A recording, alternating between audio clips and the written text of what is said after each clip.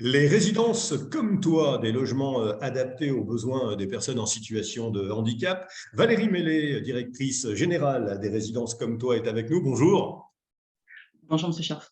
Merci de m'accorder quelques minutes. Alors, je parle des résidences comme toi, TOIT, hein, mais on va évidemment l'évoquer avec vous. On peut parler finalement, Valérie Mellet, d'un concept innovant d'habitat inclusif destiné aux personnes en situation de handicap physique. Alors, pas que physique, c'est effectivement, en revanche, vous avez raison, un concept extrêmement innovant, mais nous accueillons au sein de nos résidences tout type de handicap, majoritairement du handicap plutôt moteur, puisque ce sont Oui. des résidences qui sont entièrement domotisées, meublées et adaptées vraiment à la difficulté de mobilité, mais pas seulement. La domotique nous permet également d'être accessible à du handicap mental ou psychique. Et le fait que nous ayons un service d'aide à domicile qui est présent 24 heures sur 24 et 7 jours sur 7 sur place permet effectivement du coup de pouvoir euh, accepter, pas accepter, le terme n'est pas juste, mais accueillir au sein des Oui. résidences comme toi toute personne qui aurait besoin à la fois d'un logement adapté, mais en plus de ce côté sécurisant d'avoir un service d'aide à domicile qui est disponible 24 heures sur 24 et 7 jours sur 7 à la demande.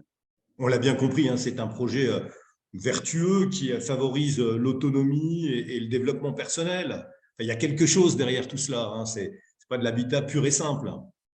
Non, c'est souvent, alors surtout derrière, il y a des projets de vie, il y a des Ouais. personnes. Mmh. Il y a des personnes qu'on rencontre et il y a des personnes qui sont dans des situations souvent qu'ils n'ont pas forcément choisies, hein, faute justement d'avoir des logements qui sont adaptés et qui ont été contraints parfois ou d'aller en institution ou de rester chez les parents parce que ils ne pouvaient pas s'envoler du nid.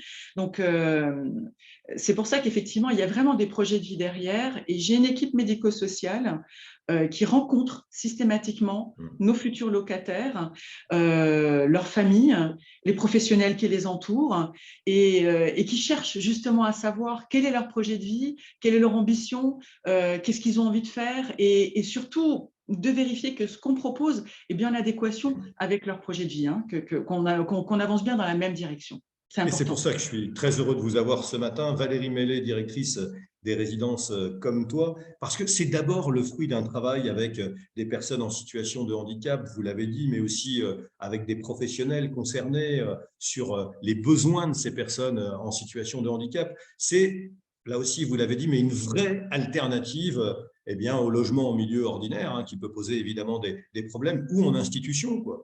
C'est la Oui, tout à. réponse. Hein.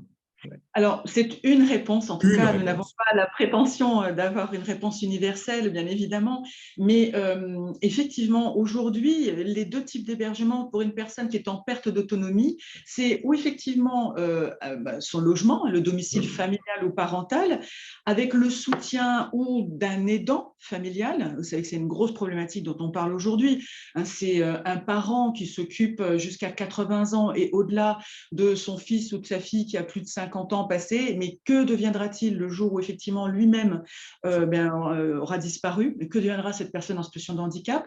C'est aussi quand on s'occupe de son conjoint, eh bien, c'est la fatigue, l'épuisement, hein, de l'aidant. Et puis il y a le service d'aide à domicile qui peut intervenir aussi, mais avec cette autre problématique dont tout le monde a entendu parler, hein, c'est un métier qui est extrêmement tendu, hein, qui est en tension, hein, le service d'aide à la personne. Mais voilà, en tout cas, ça existe. Donc ça, c'est vraiment ce qu'on appelle le milieu ordinaire. Et puis après, vous avez toutes les institutions. Et effectivement, là, il y a énormément je dirais, d'établissements qui sont en capacité d'accueillir la personne en situation de handicap, mais avec des listes d'attente qui Ouais. sont souvent très, très longues. Hum. Et puis, vous avez des personnes qui parfois sont en institution et ce n'est pas un choix. Hum. Donc, c'est effectivement l'habitat inclusif qui est une des solutions qui a été je dirais, inventée, et principalement souvent par des parents qui avaient des enfants en situation de handicap et qui ont essayé de trouver quelque chose d'innovant et de différent, hein, de ne pas Alors, être on a contraint. lu beaucoup de Mm. choses, mais vos résidences de Montigny-lès et de Vierzon sont les premières d'une longue série. Vous avez de nombreux projets parce que j'ai lu dans le Grand Est, Charleville-Mézières, Épinal, Lunéville, Pont-à-Mousson, j'ai lu Reims, Sarreguemines, Verdun. Où en sommes-nous des projets qui vont voir le jour dans les mois, dans les années à venir? Parce que, évidemment, ça ne se décrète pas, hein, ça ne se fait pas d'un coup de baguette magique, évidemment. Ouais, comme tout projet immobilier et plus particulièrement, vous l'avez Ouais. compris, pour ce projet immobilier qui est ultra spécifique, puisque par définition, nous nous implantons dans des zones qui sont toujours effectivement extrêmement centrales, puisqu'on recherche l'inclusion de la personne en situation de handicap. Donc, moi, personnellement, j'adore les bois, mais pour le coup, on ne peut pas se mettre au fin fond des bois, hein. Une Ouais. résidence comme ça doit forcément être en ville. Donc, effectivement, il faut trouver des endroits premium, mais il faut trouver aussi des endroits où il y a du commerce, où il y a de l'accès à la culture, où il y a surtout et avant tout une véritable accessibilité autour et un transport qui est accessible. Voilà. Bien sûr. D'où le choix de notre première résidence sur Montigny-lès-Metz, qui est donc rue Saint-Ladre, Ouais.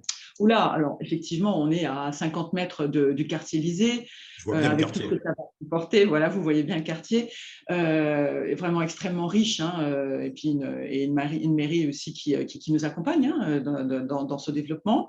Mais effectivement, nous avons un développement également. Alors, dans les 6 prochaines résidences qui sont prêtes à être à la construction et qui vont démarrer au cours de cette D'accord. année. Nous avons donc des projets dans le Grand Est, donc vous l'avez dit, Montigny-lès-Metz, Verdun et Jarny, ça c'est Ouais. dans le Grand Est. Et puis sur la région centre, nous avons effectivement Vierzon, qui est dans le département du Cher, à 50 km de Bourges. Et sur la Normandie, parce que nous avons Ouais. aussi une partie de notre cœur en Normandie, il faut le dire, Le Havre, Alençon et Saint-Lô, qui doivent tous démarrer cette année. Et dans la musette, vous l'avez dit fort justement, une dizaine d'autres de projets qui sont bien avancés. C'est Montargis, Châteauroux, Nevers, Le Mans, Épinal, Évreux, Chalon-sur-Saône, Saint-Dizier, Sarreguemines et Angers. Bon, de beaux projets en perspective. Mais alors, pour que les gens qui nous regardent comprennent bien, le locataire, hein, qui intègre un appartement a même la possibilité de faire nettoyer l'appartement, se faire fournir du linge de maison, de la vaisselle. Il bénéficie d'une présence humaine permanente, hein, grâce à une équipe de professionnels formés à l'aide à la personne. J'ai vu aussi que les aménagements intérieurs ont été conçus avec un ergothérapeute. Les questions de déplacement et de mobilité ont été traitées avec le plus grand soin. C'est ça qui est important aussi, hein. Oui, oui, effectivement. Alors, résidence comme toi, ce n'est pas une résidence-service, mais pour autant, ce sont surtout c'est des logements qui sont meublés. Et Mmh. c'est vraiment été une volonté de notre part, puisque ça coûte extrêmement cher d'adapter Ouais. un appartement pour une personne à mobilité réduite. Ne serait-ce que, par exemple, une cuisine, c'est vraiment quelque chose qui est très, très onéreux. Donc, c'est pour ça qu'on a fait aussi ce choix. Donc, on répond finalement au logement meublé, hein, ce qui fait que, voilà, ça, c'est la première chose. Et effectivement, il y a aussi ce service d'aide à domicile qui est présent, alors qui est disponible, qui est payé notamment par le système, je dirais, d'aide individuelle qui est financé par le département, donc par des allocations, des prestations qui s'appellent l'aide personnalisée à l'autonomie ou la prestation de compensation du Ouais. handicap. Et le service d'aide à domicile est réglé donc directement par ces prestations. Effectivement, ils peuvent aussi solliciter pour d'autres choses que le service à la personne, ce service d'aide à domicile qui, effectivement, est disponible et est présent de façon continue. Tout à fait. On sent qu'il y a une réflexion, en tout cas tout un travail en amont, hein.